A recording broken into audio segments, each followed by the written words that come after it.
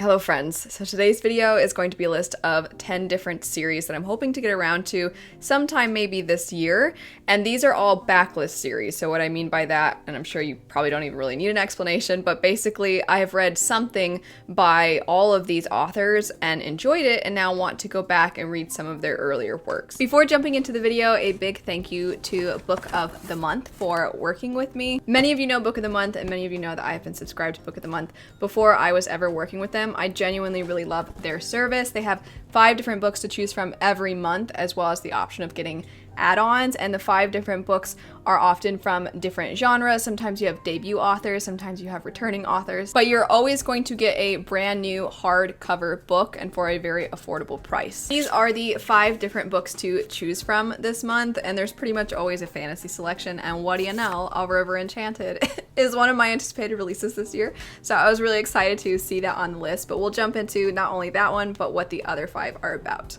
A River Enchanted is a fantasy story where an unexplained disappearance draws a reluctant hero back to his island home to confront spirits in this spellbinding tale. Peach Blossom Spring is a historical fiction, multi-generational epic that traces the enthralling story of a mother and son who journey from China to America. After that, we have the literary fiction Vladimir. This darkly humorous exploration of gender and power follows a cantankerous female professor in the midst of a scandal. After that, we have a thriller, The Golden Couple, the twisty tale of a therapist with unconventional methods trying to unlock the mystery of a, quote, perfect marriage. Last, we have a historical fiction called Don't Cry for Me. What do you say to someone you loved but failed? Here, a father uses letters to express his love for his estranged son. Again, a big thank you to Book of the Month for working with me. If you are interested in checking them out, I do have a code that you can use so you can get your very first book for $9.99. Jumping into it, I'm going to start with one that I've been saying for the past couple years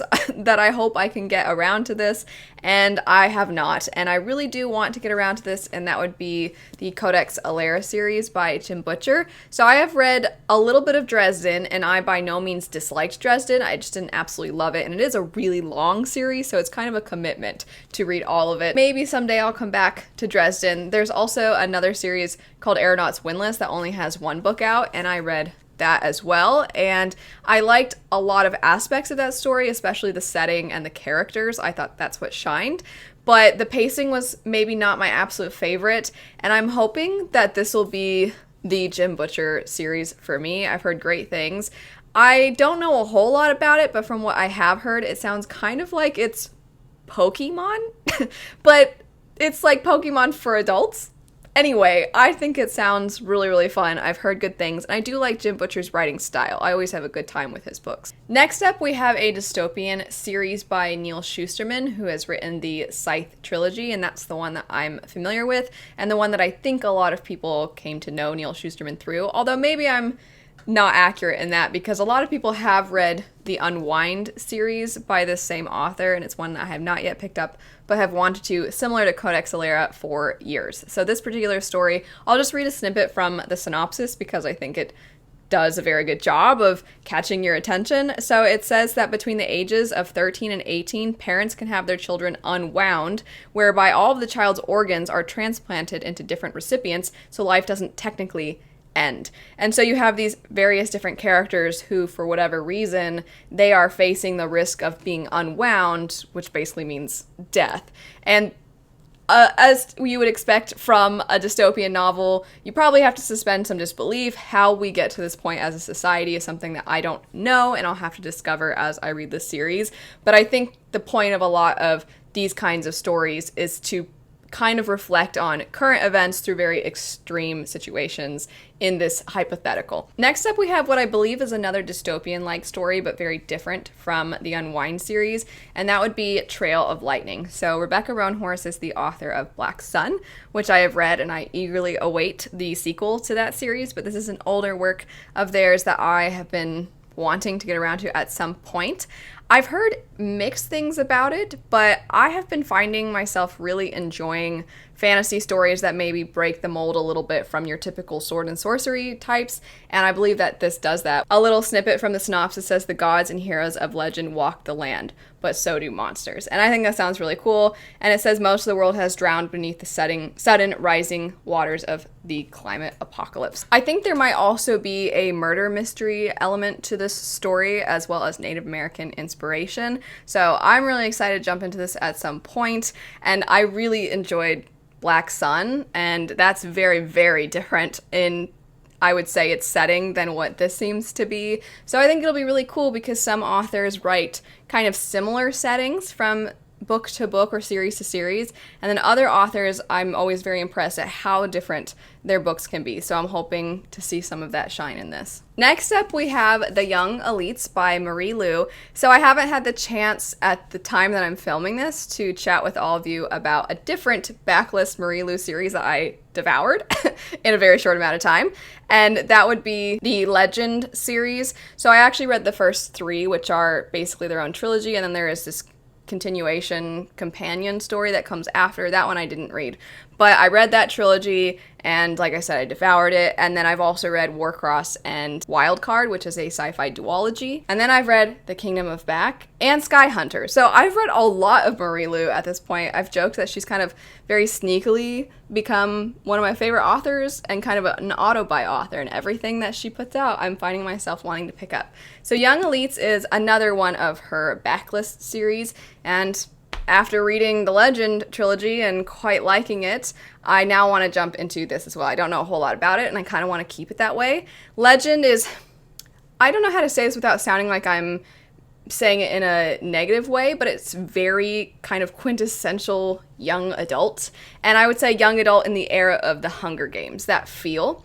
And I liked it. It kind of brought me back to what young adult sort of used to be, and I just thought it was very exciting, but also I could see it, of course, being very exciting for younger readers. It reminded me of, if any of you ever read the Alex Rider books when you were kids, it was kind of like a teen version of that. Of course, there's some young adult tropes that I think a lot of us have seen before and those sorts of things, but anyway, this is not meant to be a chat about that series. It's just, I had a lot of fun with it, and like I said, I flew through it so fast, and I had such a good time, and I think because some of the other books I want to pick up this year are some serious nonfiction or some really big, chunky new fantasy epics and things like that, it'll be nice to have something like this to break it up. So a little bit ago with Rebecca Roanhorse, I was mentioning how it seems that they've written very different stories, or at least very different settings.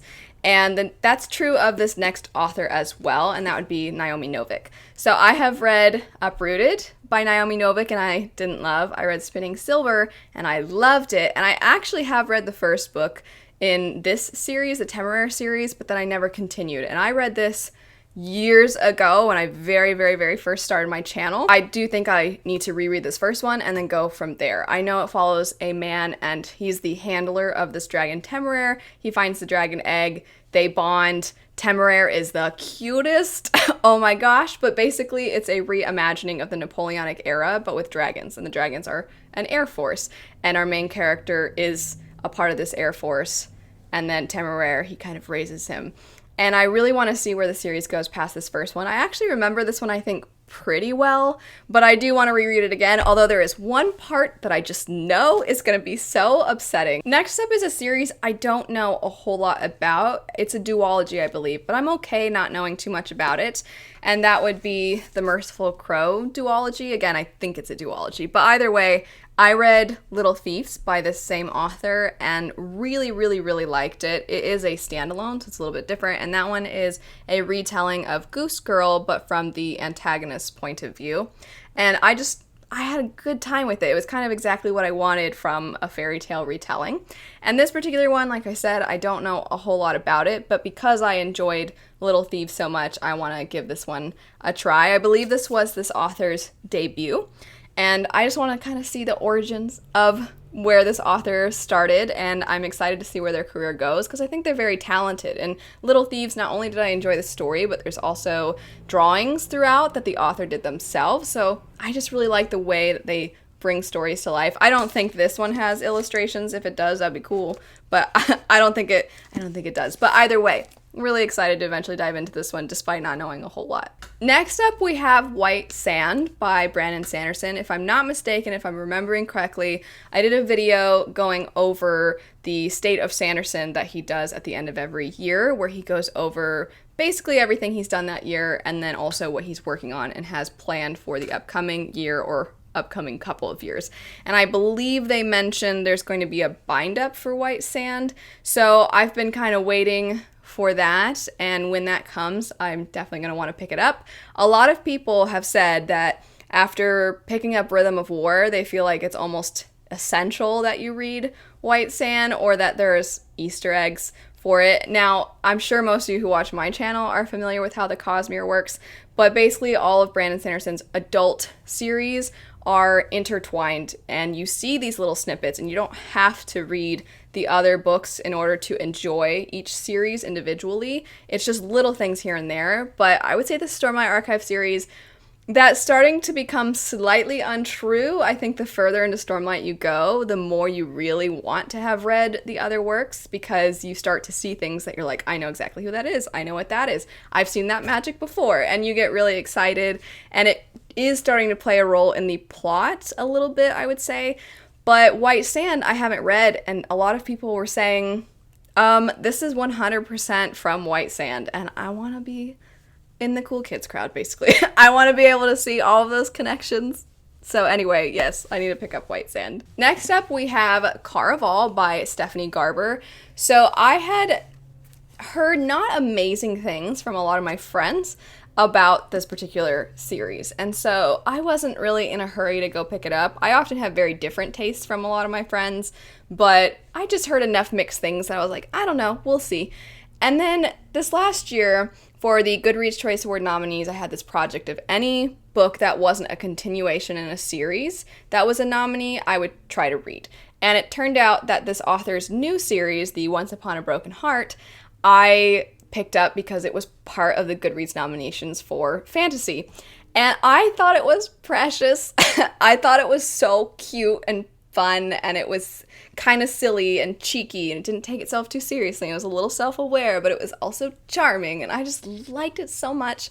And maybe I'll go back to this one and I won't care for it. I have heard that the charming, whimsical writing style is just turned up full blast, and that's part of what doesn't work for some people. I've also heard some other things about the plotline and the characters, so maybe I won't like it at all, but I don't know, I really liked Once Upon a Broken Heart. This next one is one that I don't actually know if it's young adult or middle grade. I'm not sure. And the reason being, it would be The Near Witch by V.E. Schwab.